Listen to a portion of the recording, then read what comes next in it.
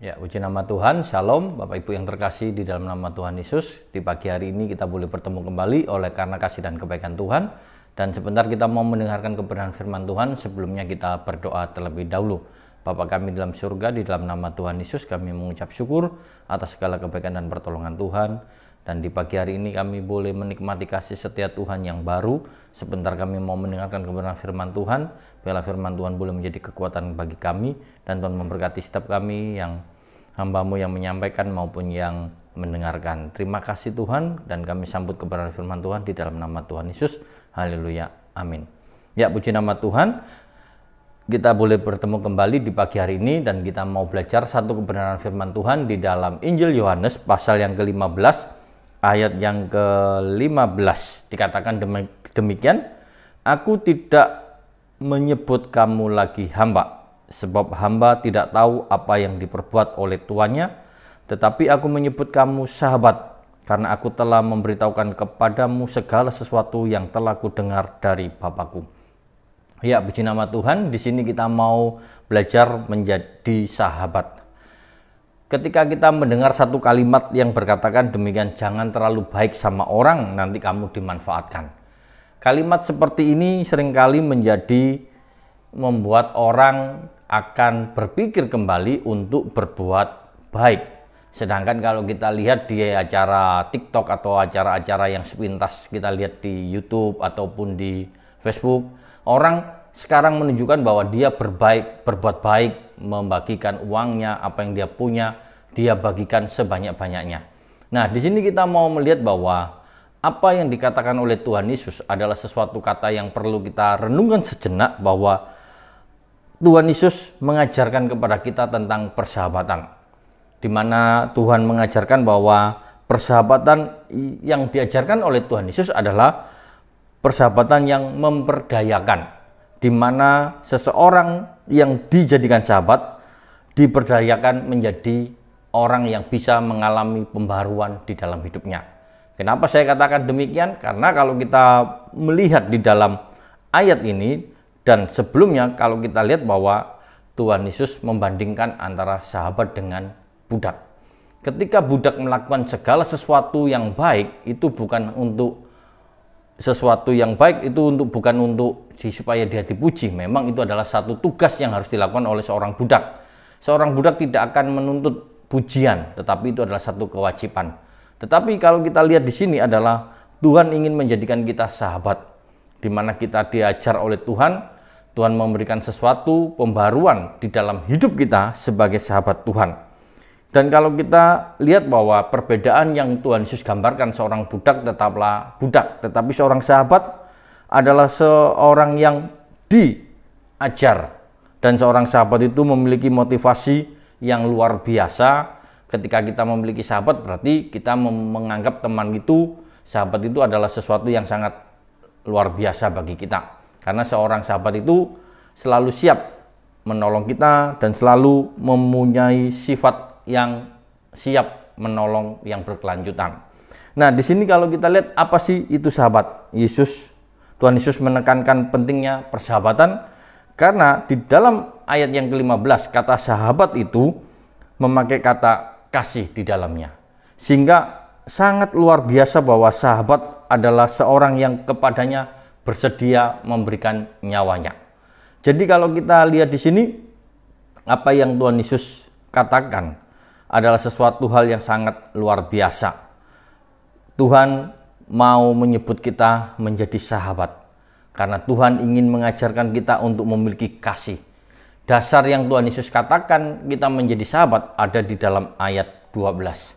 "Inilah perintahku, supaya kamu saling mengasihi seperti aku telah mengasihi kamu." Tuhan Yesus telah mengasihi di dalam hidup kita. Karena itu Tuhan menjadikan kita menjadi sahabat, dan kita mau melaksanakan perintah seorang sahabat itu dengan sungguh-sungguh. Kalau kita lihat, seorang sahabat itu adalah seorang yang sangat luar biasa. Mengapa saya katakan sangat luar biasa? Ketika seseorang punya sahabat, dia menceritakan semua keinginannya, cita-citanya dia sampaikan. Kadang-kadang orang tuanya, orang yang ada di dalam rumah, tidak tahu apa yang menjadi cita-cita dan rencananya. Tetapi seorang sahabat bisa tahu. Dan seorang sahabat tahu setiap apa yang menjadi kelemahan kita, hobi kita, dia mengetahui semuanya. Karena itu Tuhan Yesus memberikan satu pengajaran di dalam hidup kita untuk menjadi sahabat, di mana seorang sahabat itu bersedia untuk memberikan nyawanya. Dan apa yang dikatakan oleh Tuhan Yesus di sini, kita bisa melihat bahwa Tuhan tidak lagi menyebut kita menjadi hamba, tetapi menjadi seorang sahabat. Karena Tuhan tahu apa yang dia miliki, apa yang dia tahu rahasianya, diberikan kepada kita. Lalu kalau kita lihat, bisakah persahabatan itu bubar? Persahabatan bisa bubar ketika kita membaca di dalam Ayub pasal yang ke-16 ayat 20.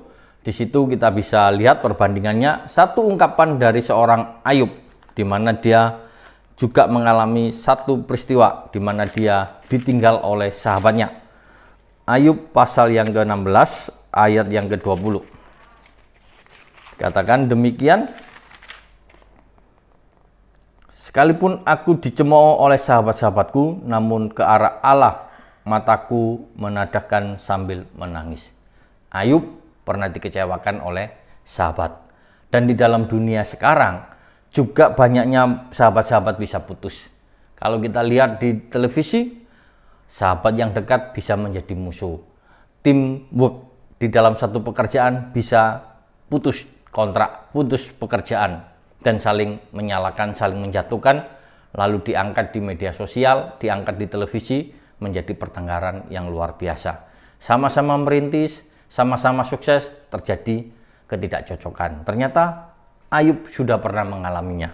Lalu kita juga bisa melihat persahabatan juga pernah dialami oleh pemazmur di dalam Mazmur pasal 41. Nah, kita akan membacakan Mazmur 41 ayat yang ke-10. Dikatakan, bahkan sahabat karibku yang ku percayai, yang makan rotiku, yang telah mengangkat tumitnya terhadap aku. Pemazmur juga mengalami satu kekecewaan terhadap sahabat. Jadi kalau kita lihat di dalam dunia ini, sahabat bisa menjadi orang yang paling berjasa, namun juga sahabat bisa mengangkat tumitnya, memakan roti kita, menunjukkan bahwa setiap kita akan dikecewakan oleh sahabat-sahabat yang ada di sekitar kita. Tetapi apa yang diajarkan oleh Tuhan Yesus di dalam Yohanes pasal yang ke-15 ini, kita mau melihat bagaimana kita mempertahankan persahabatan. Setiap persahabatan membutuhkan yang namanya komitmen. Selama kita memiliki komitmen di dalam hidup kita, kita akan membangun komitmen itu, memiliki kepercayaan dan komunikasi yang baik untuk bisa mempertahankan persahabatan. Ketika kita memiliki komitmen, kepercayaan, dan komunikasi, maka kita bisa memiliki kombinasi di dalam kita bersahabat. Adanya kecerdasan emosi dan spiritual yang perlu kita miliki ketika kita belajar untuk menjadi sahabat dan mempertahankan sahabat di dalam hidup kita. Dan Tuhan Yesus menunjukkan bahwa dialah mengajarkan kepada kita bahwa ketika Tuhan Yesus menyebut kamu adalah sahabat, ternyata ada makna yang perlu kita gali, yang perlu kita renungkan. Yang pertama, bahwa Yesus menunjukkan bahwa hubungan yang erat penuh kasih, itulah yang ingin dibangun oleh Tuhan, di mana Tuhan Yesus menunjukkan bahwa kamu adalah sahabat, dan Tuhan Yesus sudah mengasihi terlebih dahulu, menunjukkan bahwa Tuhan Yesus memiliki komitmen, Tuhan Yesus memiliki kepercayaan di dalam diri kita, dan Tuhan ingin berkomunikasi di dalam hidup kita. Ketika kita melihat bahwa Tuhan Yesus tidak lagi memandang murid-muridnya sebagai antara guru dan muridnya, tetapi dia mengajar murid-muridnya dengan berbagi kehidupan. Inilah yang menarik yang Tuhan Yesus ajarkan kepada kita. Dia menjadikan kita menjadi sahabatnya, karena Tuhan mau berbagi kehidupan di dalam setiap kehidupan kita secara pribadi. Lalu yang kedua, kita bisa melihat bahwa Tuhan Yesus menyatakan bahwa murid-muridnya adalah sahabat karena dia menyimpan rahasia dari Bapaknya. Ketika di dalam ayat yang ke-15 itu menjelaskan dia tahu semua rahasia yang dari Bapa dia sampaikan kepada murid-muridnya. Jadi seorang sahabat tidak menyimpan rahasia, karena Tuhan Yesus memiliki kasih yang tidak bisa dilepaskan dalam hidupnya, karena dia mau menunjukkan kasih Allah itu disampaikan kepada murid-muridnya. Dan yang ketiga, Tuhan Yesus menunjukkan tentang bahwa dia menjelaskan tentang dirinya sebagai utusan yang siap berkorban, dan dia setia di dalam menjalankan tugas yang dia terima dari Allah untuk dia jalankan. Dan dia menunjukkan bahwa dia juga memiliki kuasa untuk mengajarkan kebenaran kepada banyak orang. Apa yang diajarkan oleh Tuhan Yesus di dalam Injil Yohanes pasal 15 ayat yang ke-15 ini boleh mengajarkan kepada kita bahwa di saat kita melihat orang-orang itu tidak bisa berbuat baik, kita diingatkan kepada setiap kita pada pagi hari ini untuk kita memiliki sahabat. Mungkin saat ini sahabat kita tidak bisa menolong kita. Sahabat kita mungkin menjengkelkan, tetapi kita diingatkan Tuhan Yesus sudah mengangkat kita sebagai sahabat.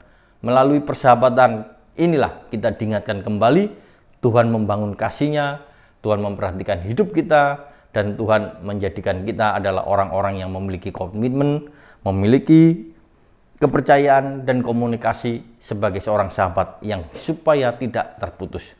Tuhan Yesus mengajarkan hubungan kita dengan Tuhan tidak lepas, tidak terputus oleh karena keegoisan kita, tidak putus oleh karena apa yang menjadi keinginan kita, tetapi Tuhan mengembalikan dasar. Tuhan memanggil kita sebagai sahabat adalah kasih. Kebenaran firman Tuhan di pagi hari ini, biarlah kita selalu diingatkan Tuhan inginkan menjadikan kita sebagai sahabat karena Tuhan ingin memiliki hubungan yang erat dengan kita. Bila saat ini hubungan kita dengan Tuhan mulai putus, bolehlah kita kembali untuk menjalin hubungan dengan Tuhan dan milikilah hubungan yang baik dengan Tuhan seperti seorang sahabat. Amin firman Tuhan, kita berdoa. Bapa kami di dalam surga, kami mengucap syukur buat segala kebaikan dan pertolongan yang Tuhan berikan kepada kami, dan kami sudah mendengarkan kebenaran firman Tuhan. Tuhan Yesus memberkati setiap kami yang sudah mendengarkan, dan kami menyerahkan seluruh kehidupan kami sepanjang hari ini ke dalam tangan Tuhan. Biarlah kasih setia Tuhan tetap menyertai dan memberkati kami di dalam setiap langkah kami, dalam setiap usaha kami, di dalam setiap pergumulan kami, sehingga kami boleh memperoleh kemenangan, kelepasan, dan kekuatan yang daripada Tuhan Yesus, supaya kami bisa berhasil untuk kemuliaan dan kebesaran nama Tuhan. Di dalam nama Tuhan Yesus, haleluya, amin.